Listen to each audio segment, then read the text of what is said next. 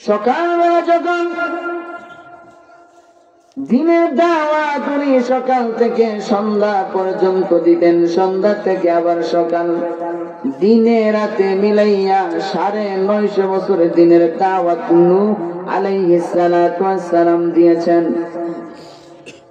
একদিন ওনার মনে ভীষণ কষ্ট লেগেছে, কারণ প্রতিদিন যখন দিনের দাওয়াত দেয় ওনার উম্মতেরা ওনাকে পাগল বলে পাথর মারে, পাথরের নিচে পড়ে যায় নূহ আলাইহিস সালাতু ওয়াস সালাম, রক্তাক্ত হয়ে যায় নূহ। আর বিকাল বেলা হযরত জিবরাইল ফেরেশতা জিবরাইল আল্লাহর রহমতি বরকতি ফেরেশতা আসমান থেকে জমিনের মধ্যে নিচে নামিয়া উনার নূরের পাখা দিয়া পাথরের নিচ থেকে নূহ নবীকে টেনে বের করে, বাহির কইরা। ওই সময় কোনো মেডিসিন নাই, কোনো ঔষধ নাই, কোনো মেডিসিন নাই। নূহ আলাইহিস সালাতু ওয়াস সালাম মাথা থেকে পা পর্যন্ত সমস্ত শরীর রক্তাক্ত হয়ে আছে, কোনো মেডিসিন নাই। হযরত জিবরাইল আলাইহিস সালাতু ওয়াস সালাম তার রহমতি নূরের বরকতি হাত দিয়া ওনার পাখা দিয়া নূহ আলাইহিস সালাতু ওয়াস সালামের মাথা থেকে পা পর্যন্ত পুরা শরীরের মধ্যে মালিশ করিয়া দেন, আর সাথে সাথে পুরা শরীর আগের মতো সুস্থ হইয়া যায়। এবার নূহ নবী জিজ্ঞাসা করেন, আরে ভাই জিবরাইল, আগামীকাল কি কাজ? আজকে তো সারাদিন মায়ের খাইলাম, আগামীকাল কাজ কি? জিবরাইল বলেন, আল্লাহ তাআলা বলেছেন আগামীকালও একই কাজ, দিনের দাওয়াত দিবেন আর মায়ের খাইবেন। এইভাবে একদিন 2 দিন নয়, 1 বছর 2 বছর নয়, 950 বছর, অর্থাৎ 950 বছর, 950 বছর দিনের দাওয়াত দিয়েছেন। একদিন এক লোক তার শিশু বাচ্চাকে কাঁধে করে নিয়ে রাস্তা দিয়ে যান, আর ওই রাস্তার মধ্যে নূহ আলাইহিস সালাতু ওয়াস সালাম দিনের দাওয়াত দেন, ইয়া কওমি ইবুদুল্লাহ, হে আল্লাহর বান্দারা, হে আমার জাতি, উবুদুল্লাহ, আল্লাহর ইবাদত করো, মা লাকুম মিনহু ইলাহিন গায়রু, আল্লাহ ছাড়া কোনো মাবুদ নাই, উপাসনার উপযুক্ত আল্লাহ ছাড়া আর কেউ নাই। এইভাবে বলতেছেন, আর লোকেরা পাথর মারে। নূহ আলাইহিস সালাতু ওয়াস সালাম ধৈর্য ধারণ করেন। শিশু একটা বাচ্চা বাবা কোলে নিয়ে যাইতেছে, কাঁধে করে নিয়ে যাইতেছে। বাচ্চাটা আব্বার কাঁধে বসিয়া বলতেছেন, ও আব্বা জান, লোকেরা পাথর মারে, আর লোকটা কি জানে? বলে, এই লোকটা কে গো? আব্বা বলতেছেন, এরে সন্তান, এ হইল নূহ পাগল। ভালো করে বুঝবেন কি পাগল। বাবা তার শিশু বাচ্চাকে কাঁধের মধ্যে নিয়ে বলতেছে, এ হইল নূহ পাগল। এক আল্লাহর কথা বলে মানুষ তারে পাথর মারে। শিশু বাচ্চা আব্বার কাঁধের মধ্যে তাকিয়া ডাক দিয়া বলে, আব্বা গো, আমারে একটু নামায়া দেন, আমিও গিয়ে নূহ পাগলকে একটা পাথর মেরে আসি। এই কথাটা যখন শিশু বাচ্চারা বলল, এমনি নূহ নবীর কানের মধ্যে এই আওয়াজটা গিয়া পৌঁছে গেছে। নূহ নবী মনের মধ্যে দারুণ কষ্ট পাইলেন। আহারে, বর্তমানের জেনারেশন, বর্তমানের যুবকরা, বর্তমানের মানুষরা, এরা আমার কথা শুনে না, এরা আমারে বুঝে না। আমি বড় আশায় আশান্বিত ছিলাম, পরবর্তীতে যে প্রজন্ম পৃথিবীতে আসবে এরা হয়তো বা আমার কথা শুনবে, এরকম আশায় আশান্বিত ছিলাম। নূহ নবী মনে মনে ভাবতেছেন, এখন শিশু বাচ্চাটার কথা শুনিয়া আমি বুঝে ফেলেছি বর্তমানের জেনারেশন পরবর্তী জেনারেশন তাকেও ধ্বংস করে দিবে। সুতরাং এবার নূহ নবী মনে কষ্ট পাইয়া আল্লাহর কাছে একটা বদদুয়া করিলেন। আল্লাহ তাআলা নূহ নবীকে একদিন সুযোগ দিলেন, আরে পয়গম্বর, সব নবীদেরকে একটা স্পেশাল দোয়া করার সুযোগ দেওয়া হয়। একটা দোয়া দুনিয়ার জন্য হোক আর আখিরাতের জন্য হোক আপনি করেন, আল্লাহ তাআলা কবুল করবেন, যা বলবেন তাই আল্লাহ তাআলা দিবেন। সব নবীদেরকে এমন একটা সুযোগ আল্লাহ তাআলা দেন। আমাদের নবীকে দিয়েছেন। তায়েফের ময়দানে যখন নবীজি মার খাইছিলেন, মায়ের খাওয়ার পরে জিব্রাইল আয়েশা বলছিলেন, ওগো নবীজি, এই মুহূর্তে আল্লাহ তাআলা আপনাকে স্পেশাল দোয়ার সুযোগ দিয়েছেন, যা দোয়া করবেন তাই কবুল করা হবে। আমাদের নবী ওই দিন বলেছিলেন, আল্লাহ আজকে যে স্পেশাল দোয়ার জন্য সুযোগ দিয়েছো, এই সুযোগটা আমি মুহাম্মাদুর রাসূলুল্লাহ তোমার কুদরতি হাতে আমানত রেখে দিলাম। আমি এই দোয়াটা কিয়ামতের কঠিন ময়দানে আমার উম্মত যখন মুসিবতের মধ্যে পড়ে যাবে গো, ওই দিন আমি মুহাম্মদ ওই দোয়াটাকে ব্যবহার করে আমার গুনাহগার উম্মতকে জাহান্নাম থেকে মুক্তি পাওয়াইয়া জান্নাতে পৌঁছায়া দিব। নবীজি ওই স্পেশাল দোয়াটা আল্লাহর কুদরতি হাতে আমানত রেখে দিয়েছে। তো আমি এই দোয়াটা কামে লাগামু কিয়ামতের মাঠে। কোন মাঠে? নবীকে আল্লাহ রাব্বুল আলামিন যখন এই সুযোগ দিলেন, এরে নূহ স্পেশাল দোয়ার সুযোগ দেওয়া হলো। এবার নূহ নবী স্পেশাল সুযোগ পাইয়া ডাইরেক্ট বদদোয়া দিয়া দিয়েছেন, আল্লাহ এমন একটা গজব দেও যে গজবে একটা বেঈমান কাফেরের ঘর বাড়িও বাঁচত না, একটা বেঈমান কাফেরের বাচ্চাও জীবিত থাকবে না। নূহ নবী আল্লাহর কাছে বদদোয়া করে ফেলছেন, সঙ্গে সঙ্গে আল্লাহ বদদোয়া কবুল করেও নিছেন। ঠিক না বেটি? বদদোয়া কবুল করে পরে ওই যে জাহাজ একটা বানাইছেন না, নৌকা বানাইছে, প্লাবন আল্লাহ দিছে। যখন প্লাবন দিছে, আসমানের উপর থেকেও পানি পড়ে, জমিনের নিচ থেকেও পানি উঠে। লম্বা ঘটনা তো আমার উদ্দেশ্য না, আমার উদ্দেশ্য কিন্তু একটা পয়েন্ট এক্সাম্পল দেওয়ার জন্য। যখন শুরু হয়েছে বৃষ্টি আর নিচ থেকে পানি ওঠা শুরু হয়েছে, তো নূহ নবী তার সন্তানরে ডাইকা বলছিল, নূহ নবী উনার যে উম্মত 40 জন মতান্তরে 80 জন নারী পুরুষ মিলাইয়া এরারে তো জাহাজের মধ্যে উঠাইছে, সব প্রাণী এক জোর করে উঠাইছে, ঠিক না?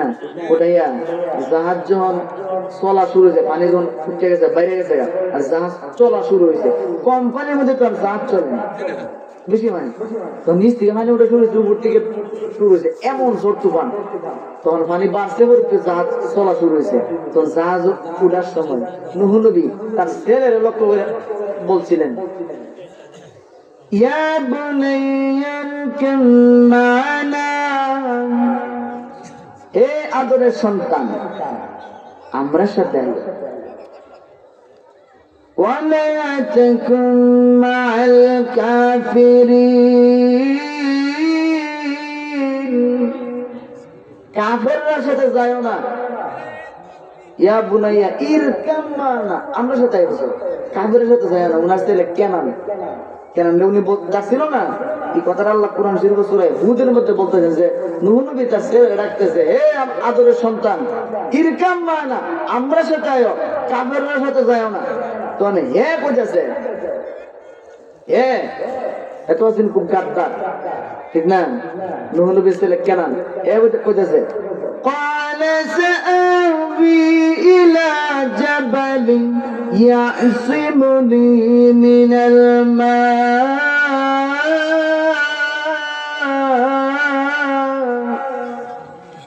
কেনান কইতেছে, বাবা পান্ডরি পানি আমার লাগল হইতো না, কারণ আমি যে লম্বা আর আমি উঁচা কোনো পাহাড়ের উপরে উঠে যাব, এতে নিলাম আরো উঁচা পাহাড়ের উঠে যাবো। বাপরে বলতেছে, দেখ আজকাল যে গজব, এই গজব থেকে বাঁচানোর মতো কেউ নাই একমাত্র আল্লাহ নিজে ছাড়া। আল্লাহ নিজে যদি না বাঁচা তাহলে কেউ বাঁচতে না, আল্লাহর দেওয়া গজব, তুই বাঁচতে না। এইভাবে বাপে আর ফুটে কথা কইতেছে, আর এই অবস্থায় একটা ঢেউ আইছে, وحال بين মৌজ মানে ঢেউ। বাবার ভূতের কৌতুকথনের মধ্যে, কথাবার্তার মধ্যে হঠাৎ পানির কি মনে একটা ঢেউ হয়েছে, হ্যাঁ উল্লে মানে ঘুরে গেল।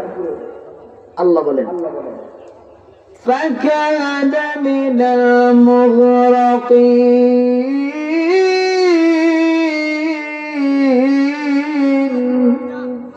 বাবার ভূতে যখন কথা কও এই অবস্থা, আল্লাহ দিছে ঢেউ, উল্লে ঢেউর মধ্যে হয়ে গেছে। যে মাত্র হয়েছে নূহ নবী আল্লাহর ডাক মারছে। আরে নূহ নবী আল্লাহর ডাক দিছে। নূহ তার রবকে ডাক দিয়ে বলে ونادى نوح ربه فقال رب إن ابني من أهلي। নূহ তার রবকে ডাক দিয়ে বলে ও পরওয়ারদিগার আলম, তুমি না কইছো যে আমার পরিবারের যারা এরা তুমি ধ্বংস করতাম, কেন তো আমার পরিবারে আল্লাহ ওয়াদা দিছে যে আমি তোমার পরিবারের লোকদেরকে ধ্বংস করতাম না। তখন নূহ নবী আরো আল্লাহকে বলছে আল্লাহ আপনার তো ওয়াদা সত্য, আপনি তো ওয়াদা দিছেন, ওয়াদাতুল হাক্কু ওয়া আনতা আহকামুল হাকিমিন। আপনি তো ওয়াদা সত্য, আপনি তো আহকামুল হাকিমিন। আপনি তো বলছেন যে আমার পরিবারের লোকদেরকে আমি ধ্বংস করতেন না, কেন তো আমার ছেলে। নূহ নবী আল্লাহ ডাক মাঝে প্রভু কেন আমার সন্তান মালিক, আপনি না বলছেন আমার পরিবারের লোককে ধ্বংস করবেন না, কেন তো আমার পরিবারের। এমনি আল্লাহ রাব্বুল আলামিন নূহকে ডাক দিয়া বলেন ক্বালা ইয়া নূহ, হে নূহ নবী ইন্নাহু লাইসা মিন আহলি, এ তোমার সন্তান হইতে পারে কিন্তু তোমার পরিবারের না। কারণ তোমার পরিবারের বলতে তোমার কথা মানে, যে তোমার অনুসরণ করে, তোমার আল্লাহর যে মানে। পরবর্তী বলতেছেন ইন্নাহু আমালুন গায়রু সালিহ ফালা তাসআলনি মা লাইসা লাকা বিহি ইলমিন ইন্নী আইযুকা আন তাকুনা মিনাল জাহিলিন। এত মূর্খ, এত মুনাফিক, কাফের, তোমার মানে না, তোমার আল্লাহরে মানে না, সুতরাং এত তোমার পরিবারের না। আমি তো ওয়াদা দিছি যারা মুমিন, আমি ওয়াদা দিছি যারা মুমিন তোমারে মানে, তোমার আল্লাহরে মানে, এরা তোমার পরিবারের, আর এরা আমি বাঁচাই দেব না। যার কথা করতেছো কেনানের কথা, তোমার সন্তান হতে পারে কিন্তু মুমিন না, মুনাফিক, মুমিন না, কাফের, এ আল্লাহ মানে না, তোমারে মানে না, সুতরাং এ তোমার পরিবারের না। এরপরে বলতেছে আমি তো কোন কাফেরকে বাঁচানো জিম্মাদারি নিছি না। আল্লাহ বলতেছে নৌকা যায়া জুদি নামক পাহাড়ে লাগছে। কোন পাহাড়ে? কথা বলেন না, কোন পাহাড়ে লাগছে? জুদি, কোরআনের মধ্যে আছে। জুদি নামক পাহাড়ে নূহ আলাইহিস সালাতু ওয়াস সালাম তার উম্মত এবং যা কিছু নৌকার মধ্যে জাহাজের মধ্যে উঠাইছিলেন সব লইয়া যাইয়া জুদি নামক পাহাড়ের মধ্যে নামলেন। কিছুদিন পরে পানি যখন শুকায়া গেল, আল্লাহ রাব্বুল আলামিন নূহ আলাইহিস সালাতু ওয়াস সালামকে বললেন এর নূহ এখন তো কোনো কাজ কাম নাই। বলেন না আল্লাহ বড় অবসর আছি। রে নূহ অবসর যখন আছো তাহলে তুমি একটা কাজ করে মাটি দিয়া হাড়ি পাতিল বানাও। কি বানাও? কথা বলেন। মাটি দিয়া হাড়ি পাতিল বানাও। নূহ আলাইহিস সালাতু ওয়াস সালাম মাটি দিয়া হাড়ি পাতিল বানাইলেন। বিশাল বড় উঁচা স্তূপ তাল দিলেন, পাহাড়ের মতো উঁচা তাল দিলেন। বলেন আল্লাহ কতগুলো বানাবো, কতদিন বানাবো? আল্লাহ বলেন অসংখ্য অগণিত বানাইতে থাকো। নূহ আলাইহিস সালাতু ওয়াস সালাম বিশাল বড় তাল স্তূপ পাহাড় দিলেন, রৌদ্রের তাপে শুকাইলেন, বৃষ্টিতে কুয়াশার পানিতে যেন ভিজা নষ্ট না হয়ে যায় কাগজ দিয়ে ঢাইকা রাখলেন।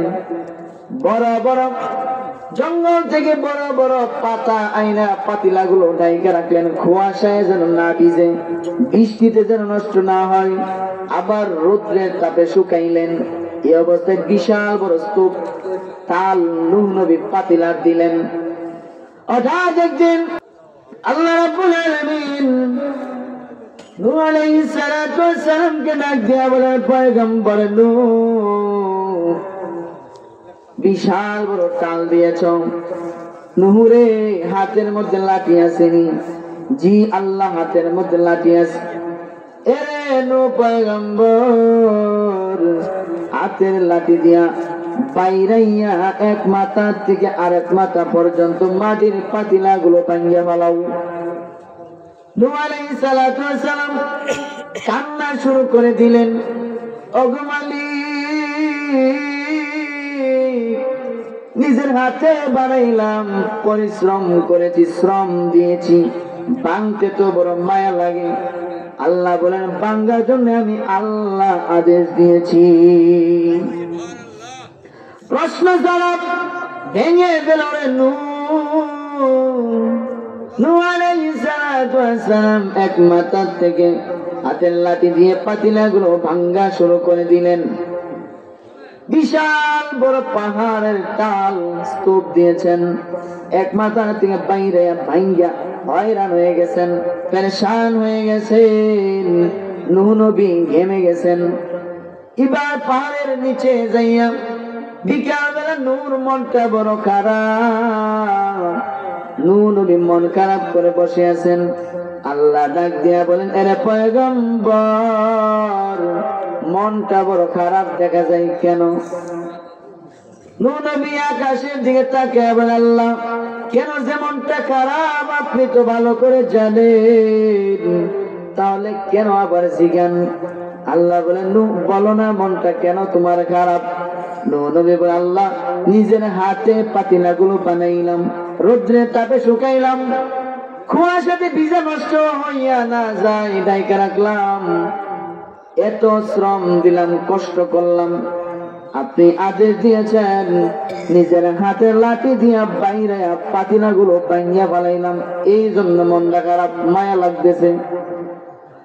আল্লাহ রাব্বুল আলামিন নূহ আলাইহিস সালাতু ওয়াস সালামকে ডাক দিয়া বলেন, পয়গম্বর নূহ, যে পাতিলাগুলো বানাইছিলা জান দিছনি? না আল্লাহ, জান তো দেই নাই। যখন বাইরে ভাঙ্গা ফেলাও কোন পাতিলা দৌড় দিছিনি? না আল্লাহ, দৌড় দেয় নাই। যখন বাইরে ভাঙ্গা ফেলাও পাতিলাগুলো জানের ভয়ে দৌড়া দৌড়ি করছিনি? না আল্লাহ, দৌড়া দৌড়ি করি নাই। পাতিলাগুলো চিৎকার করছিনি? না আল্লাহ, চিৎকার করে নাই। কান্নাকাটি? না আল্লাহ, করে নাই। আল্লাহ বলেন, এরে পয়গম্বর, 950 বছর দিনের দাওয়াত দিয়েছ, আমি আল্লাহ স্পেশাল দোয়া করার সুযোগ দিলাম, আর সুযোগটা পাইয়া ওই আমার বানানেওয়ালা, আমি বানানেওয়ালার বানানো বান্দা বান্দির গুলার বিরুদ্ধে বদদুয়া দিয়া দিলাম। আর আমি আল্লাহ, তুমি পয়গম্বর স্পেশাল সুযোগে দোয়া করেছ, এজন্য আমি আল্লাহ তোমার দোয়া কবুল করেছি, তথা বদদুয়া কবুল করেছি। গজব দিয়েছি, প্লাবন দিয়েছি, বন্যা দিয়েছি। যেই সময় পানি বেড়ে গেল, আমার বান্দাগুলো, এমন বান্দাও আছে রে যারে শিশুকাল থেকে নিয়ে 60 বছর পর্যন্ত খাওয়াইতেছি, 60 বছর পর্যন্ত অক্সিজেন দিতেছি, 60 বছর যাবত তার চোখের পাওয়ার নষ্ট করি নাই। 50 বছর, 40 বছর, 30 বছর, 20 বছর, 10 বছর, এমনকি শিশু বাচ্চা পর্যন্ত তোমার বদদুয়ার কারণে পানি খাওয়াইয়া, পানিতে ডুবাইয়া, পানির মধ্যে সুবাইয়া ডুবাইয়া সুবাইয়া আমি আল্লাহ আমার বান্দাগুলোরে ধ্বংস করেছি। আমি কিন্তু তাদের জিহ্বার দিকে তাকায় থাকতাম, কোনো একটা দিন কষ্ট পায়া হোক, যে কোনো ভাবে হোক, কোন রকম ভাবে আমি আল্লাহ রে কোন রকম ভাবে চিনিয়া ফেলে একবার আল্লাহ কয়া ডাক দিয়ালা। এই জন্য আমি আল্লাহ কাফ কাফেরের জবানের দিকে তাকাইছিলাম, তুমি বদদুয়া দিয়েছো, তোমার দোয়া কবুল করতে গিয়ে আমার বান্দা বান্দিগুলোরে পানি খাওয়াইয়া ধ্বংস করেছি। এরে চিন্তা করে দেখো, যখন পানি বেড়ে গেল, আমার বান্দাগুলো কেউ সাঁতার কাটতেছিল, কেউ সাঁতার পারে না, পানির মধ্যে ডুবে যাচ্ছিল। পানির ঢেউয়ের কারণে কেউ বিল্ডিং এর সঙ্গে টক্কর লাগে মাথা পাটিয়া মারা গেছে, কারো হাত পা ভেঙে গেছে, কেউ পাহাড়ের সঙ্গে কুপে গেছে, পাহাড়ের মাটির নিচে ঢুকে গেছে, কত কষ্ট করেছে। ওই সময় যে কি একটা চিৎকার আমার বান্দা বান্দিরা করেছে, আমারে না মানুক, আমারে না ডাকুক, কিন্তু আমি আল্লাহ তো বানাইছি। বাবা মায়ের অনেক সন্তান আছে রে, যারা মা বাবার কথা শুনে না, আছে না নাই? মা বাবারে বড় কষ্ট দেয়, কিন্তু সন্তানটা যখন কোন মুসিবতের মধ্যে পড়ে, আব্বা আম্মার কিন্তু কলিজাটা ফাইটা যায়। মানুক আর না মানুক, মা বাবার সেবা করুক আর না করুক, সন্তান জন্ম দিয়েছে, লালন পালন করেছে, সন্তান বড় হয়েছে, মা বাবারে এখন কষ্ট দেয়। কষ্ট দিলেও সন্তান বিপদ করলে সবার আগে চিৎকারটা মা এবং বাবা ওই দেয়, ঠিক না বেঠিক? আল্লাহ বলেন,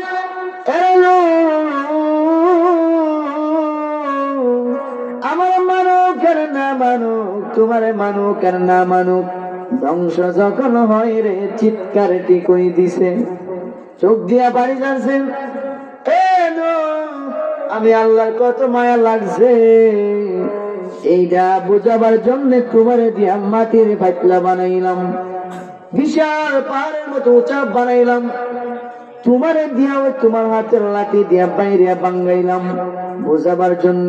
এরে বুঝছনি, তুমি পাতলা ভাইয়া যদি মনে কষ্ট এমন লাগে, আমার কোটি কোটি বান্দা বান্দি গুলো তোমার বদদুয়ার কারণে পানি খাওয়াইয়া সুবাইয়া মারিয়া ধ্বংস কইরা, আমি আল্লাহর মনটা কেমন খারাপ হয়েছে, আমি কেমন কষ্ট পেয়েছি, এইটা বুঝাবার জন্য তোমার পাতিলা ভাঙ্গার কথা বলেছি। কথা বুঝছেন? সুবহানাল্লাহ করতে বুঝছেন? এই ঘটনার দ্বারা কি বুঝলেন? আল্লাহ আমরা কম ভালোবাসে, মানো আর না মানো আল্লাহ ভালোবাসে ঠিক, ভালো না বাসলে তো আল্লাহ এইভাবে এত নানা নিয়ামত। প্রভু কেন আমাদেরকে বানাইছেন?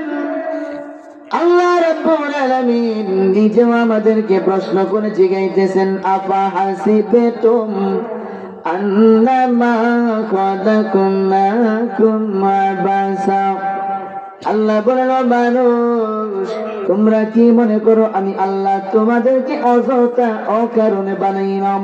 এর জবাব হইল, না গো মালিক, অবশ্যই অকারণে বানান নাই। তাহলে কেন বানাইছেন? আল্লাহ তাআলা নিজেই জবাব দিয়া বলেন, মা খালাকাতুল জিন্না ওয়াল ইনসা ইল্লা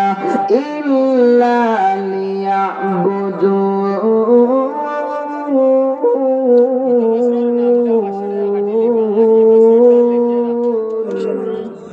আল্লাহ বলেন, অযথা অকারণে বানাই নাই, আমি আল্লাহ মানুষ এবং জিন্নাত এই দুইটা জাতিকে বানাইলাম জীবনের প্রতিটা মুহূর্তে আমি আল্লাহর ইবাদত দাসত্ব গোলামির জন্য। কেন বানাইছেন? ভালো করে বুঝেন, কেন বানাইছেন? ইবাদত দাসত্ব গোলামির জন্য। অতিরিক্ত নাবিটি জীবনের প্রতিটা মুহূর্তে ইবাদত করতে। এবার প্রশ্ন হইল, মালিক আপনি যে বললেন ইবাদত বন্দেগীর জন্য, প্রতিটা মুহূর্তে ইবাদত বন্দেগী করার জন্য, প্রতি মুহূর্তে আমরা ইবাদত বন্দেগী কেমনে করতাম? আল্লাহ রাব্বুল আলামিন বলেন, প্রতিটা মুহূর্তে ইবাদত দাসত্ব গোলামির জন্য বানাইলাম।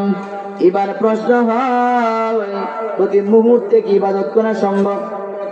না না, কিন্তু আল্লাহ যে বললেন প্রতি মুহূর্তে ইবাদত করার জন্য, প্রতি মুহূর্তে ইবাদত কেমনে করব আমরা? রাসূলুল্লাহ হাদিস শরীফে ব্যাখ্যা দিয়া বলেন, ফজরের নামাজটা তুমি যদি জামাতে পড়ো রে বান্দা, আবার জোহরের নামাজ যদি জামাতে পড়ো, ফজর থেকে নিয়ে জোহর পর্যন্ত মাঝখানের যে সময়টা, এই সময়টার মধ্যে হারাম কোন কাজ যদি বান্দা না করো, তাহলে আল্লাহ তাআলা ফজর থেকে নিয়ে জোহর পর্যন্ত মাঝখানের এই পুরা লম্বা সময়টা আল্লাহ রাব্বুল আলামিন তোমার আমলনামার মধ্যে নেক আমল হিসেবে লিখে দিবে। জোহর থেকে নিয়ে আসর, আসর থেকে নিয়ে মাগরিব, মাগরিব থেকে ঈশা, ঈশার নামাজ জামাতে পড়িয়া আল্লাহর কুদরতি হাতে দায়িত্ব দিয়া তুমি ঘুমায় গেলা। ওগো আল্লাহ, আমি তো মরতেছি, ঘুমাইলাম নাকি মরলাম? আল্লাহুম্মা বিসমিকা আমুতু ওয়া আহিয়া, আল্লাহ আমি তোমার নামে মরতেছি। ঠিক নেই? ঘুমান আর বলেন মরতেছি কেন? এর কারণ কোরআন শরীফের সূরা জুমার নামে একটা সূরা আছে, ওই সূরার মধ্যে আল্লাহ তাআলা বলেন, তোমরা যখন ঘুমায় যাও তোমাদের রূহটা বের হইয়া আমি আল্লাহর কুদরতি দরবারে চলে আসে, আর তখন যার রূহটা আমি আল্লাহ রেখে দেই সে ঘুমের মধ্যে মারা যায়, আর যারটা বিরত দেই সে উঠতে আবার পরের দিন কামে যায়। এজন্যই তো আমরা বলি আল্লাহ আমি তোমার নামে মরতেছি। ঠিক না বেটি? এবার আপনি জামাতে বলি আল্লাহর কুদরতি হাতে দায়িত্ব দিয়ে ঘুমায় যান। ওগো আল্লাহ, আমি কিন্তু মরতেছি, তুমি যদি আমারে জাগাও, আমার যদি হায়াত থাকে গো, আমারে কিন্তু ফজরের আগে জাগায় দিও, ফজরের নামাজটা আমি জামাতে পড়তাম। এই যদি হয় নিয়ত, আল্লাহর রাসূল বলেন ফজর থেকে নিয়ে এশা থেকে নিয়ে তুই ঘুমাইলি ফজর পর্যন্ত, এর ভিতরে 24টা ঘন্টার ভিতরে 5 ওয়াক্ত নামাজটা যদি জামাতে পড়তে পারো, এর মাঝখানে হারাম যদি কোনো কাজ না করো, আল্লাহ রাসূল বলেন 24 ঘন্টাই আল্লাহ তাআলা আমলনামার মধ্যে লিখবেন তুমি নেক আমলের মধ্যে আছো। অর্থাৎ হারাম কোনো কাজ না করলে 24 ঘন্টাই নফল ইবাদতে আছে। এশার নামাজ পড়ে ঘুমাইলা, এশার নামাজ পড়ে তুমি ঘুমাইলা, নিয়ত ফজরের নামাজ জামাতে পড়বে। আল্লাহ রাসূল বলে সারা রাত ঘুমাইলা তুমি, কিন্তু আল্লাহ ফেরেশতাদেরকে বলছেন তোরা ঘুমাবি না, আমলনামায় লিখতে থাক আমার বান্দা সারা রাত নফল ইবাদতে ছিল। তাহলে 24 ঘন্টা ইবাদত বন্দেগী হইছে না? কথা বল না, হইছে না? হইছে। এজন্য এমন কিছু আমল জিন্দেগিতে, এমন কিছু আমল বানান যে আমলগুলোর খাতিরে, যে আমলগুলোর উসিলাই কিয়ামতের মাঠে আল্লাহ আপনাকে আমাকে নাজাত দিবে। ঠিক না? কিয়ামতের মাঠে তো আল্লাহ তাআলা উসিলা তালাশ করবেন কিভাবে তার একটা বান্দারে নিয়ে মাফ করে দেওয়া হবে। ঠিক না? সর্বশেষ একবারে কুস্তা হয়েছে না, দেখা গেছে নামের উসিলায় মাফ দিব। নামের উসিলা কি উসিলা? নামের উসিলা। মনে করেন আপনার নাম আব্দুল কাদের, আসরের মাঠে আল্লাহ জিজ্ঞাসা, আরে আল্লাহ, আমি আল্লাহ তো চাই আমার কোন বান্দা বান্দি যেন জাহান্নামে না যায়। বান্দারে তোরে মাপ দেওয়ার জন্য কোন রাস্তা তো আমি দেখতেছি না, সুতরাং তোরে মাপ দিব কি দিয়া? তোর নাম কি? এবার বাংলা বলবো রব্বুল আলামিন আমার নাম হলো আব্দুল কাদের। কি নাম? আব্দুল কাদের। আল্লাহ বলেন আব্দু মানে তুই হলে বান্দা, আর কাদের হইলাম আমি, সুতরাং তুই হলে আমি কাদেরের বান্দা, অর্থাৎ আমি আল্লাহর বান্দা। এ বান্দা, তোরে যদি জাহান্নামে দেয়, তোর সাথে আমি কাদেরের নামটাও জাহান্নামে যাই। এজন্য যারে বান্দা আব্দুল কাদের নাম রাখার খাতিরে, কাদের নামের খাতিরে আজকে আমি আল্লাহ তোরে জান্নাত দান করে দিলাম। এলো সর্বশেষ, আর কোন উসিলা নাই। তাহলে মানে কোন নেক আমল তো পাইছে না, ওই কিন্তু মাপ দিতে চা আল্লাহ। এজন্য এর মাপ দিতে গিয়ে কিচ্ছু পাইছে না, না পাই সর্বশেষ কি দিয়ে মাপ দিছে? নাম দিয়া, আব্দুল কাদের নাম দিয়ে মাপ দিছে। এমন কিছু আমল, এমন কিছু ইবাদত বন্দী করেন, এমন কিছু আমল আজকে মাহফিলের সার্থক হইতো। ঠিক না? এই এখানে শাহ তাজউদ্দিন ও শাহ সিকান্দার রহমতুল্লাহ আলাইহি ওনাদের মাজার এখানে আছে, আছে না? ওনারা দুনিয়াতে নেক আমল করে গেছে, এজন্যই আপনারা ওনাদের ভক্ত, আপনারা ওনাদেরকে ভালোবাসেন, ঠিক না? ওনাদের রুহানি ফয়েজ বরকত আমিও চাই, আপনারাও চান, ঠিক না বেটি? এজন্য নেক আমল করণ লাগবো নি। যে সমস্ত মাজারের মধ্যে পুরুষের নাম দিয়া গান বাজনার আয়োজন করে কি করে না? আপনার এটা নাই, কিন্তু আমার এলাকার মধ্যে অভাব নেই, এখনো চলতেছে 11 দিন ব্যাপী। আমাদের ইউনিয়নে পাশেই নাম কইতাম 11 দিন ব্যাপী চলতেছে। আজকে এমন 6 নম্বর 7 নম্বর 3 নম্বর যাইতেছে। এমন গান ডেস্কেট লাগায়া একটা শিল্পী আছে ব্রাউন বইয়া, শিল্পী শরীফউদ্দিন, নাম শুনছেন? বাংলাদেশের কেডা নাচি নাই এর এই গাঞ্জাগর শরীফ আনছে গতকাল রাত্রে হ্যাঁ এনে গেছে, বাউল গান গায়ে গেছে। আপনি বলেন, যে সমস্ত মাজারের মধ্যে আল্লাহর ওলির মাজার, বুজুর্গ শুয়ে রয়েছেন মাজারে, আল্লাহর ধ্যানমগ্ন অবস্থায় আছেন, আল্লাহর মারিফতের স্বাদ গ্রহণ করতেছেন, ওখানের মধ্যে ডেস্কেট বাজায়, ডিজে বাজায়, বেড়া বেড়ি একসাথে নাচায়া গাঞ্জার দোয়া, কিয়ামতের অন্ধকার, জডা জডি বেড়া বেড়ি, লাউ ডকি লাল শালুল লাউ ডকি, গাঞ্জার দোয়া, কিয়ামতের অন্ধকারী সব দিয়া আল্লাহর ওলির মাজারের কলঙ্কিত যারা করতেছে, আল্লাহর কসম কিয়ামতের মাঠে এই ওলি এই সবার বিরুদ্ধে আল্লাহর আদালতে মামলা দায়ের করবে। কথা ঠিক না বেটি? আপনারা দুই জায়গাটা পবিত্র আছেন। মাজার পবিত্র জায়গা, কি জায়গা? পবিত্র জায়গা, জিয়ারতের জায়গা, ঠিক নেই? আয়া জিয়ারত করতেন, আয়া কোরআন শরীফ থেকে তিলাওয়াত করতেন, দুরূদ শরীফ পড়তেন, ইস্তিগফার করতেন, আল হাক সূরা পড়েন, সূরা ইয়াসিন পড়েন, কুল হুয়াল্লাহ পড়েন, সূরা ফাতিহা পড়েন, যা আপনি পারেন কইরা ইসালে সওয়াব করতেন। কথা ঠিক না বেটি?